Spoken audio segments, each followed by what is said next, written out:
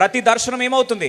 నిరర్ధకమవుతుంది. అంటే మనకు అర్థమయ్యే భాషలు చెప్పాలంటే, దేవుడు చెప్పిన ప్రతి వాగ్దానము, ప్రతి దర్శనము వేస్ట్ అయిపోతుంది, నెరవేరట్లేదు, పనికి రాకుండా పోతుంది, నెరవేరడం లేదు.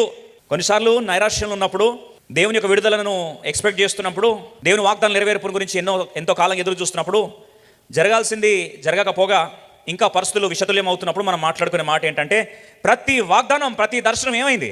నిరర్ధకం అయిపోయిందండి, పనికి రాకుండా అయిపోయింది, వ్యర్థం అయిపోయింది, నెరవేరడం లేదు, వేస్ట్ అయిపోయింది అని చాలాసార్లు ఫీల్ అవుతుంటాం. అలాంటి ఆ దినాల్లో ప్రభు జ్ఞాపకం చేస్తుంటున్నాడు. 25వ వచనం, నరపుతుడా హెచ్కేలు ఈ మాట జ్ఞాపకం చేయి, యెహోవానైన నేను మాట ఇచ్చుచున్నాను, నేనిచ్చు మాట ఇకను ఆలస్యము లేక జరుగును. తిరుగుబాటు చేయువారులారా, మీ దినములలో నేను మాట ఇచ్చి దాన్ని నెరవేర్చెదను. ఇదే యెహోవా వాక్కు. ఇకను ఆలస్యము లేక నేను చెప్పిన మాటలన్నీ జరుగును. నేను చెప్పిన మాట తప్పకుండా జరుగును. ఇదే యెహోవా వాక్కు. ఇకను ఆలస్యము చేయక చెప్పిన మాటలన్నీ జరుగుతాయి.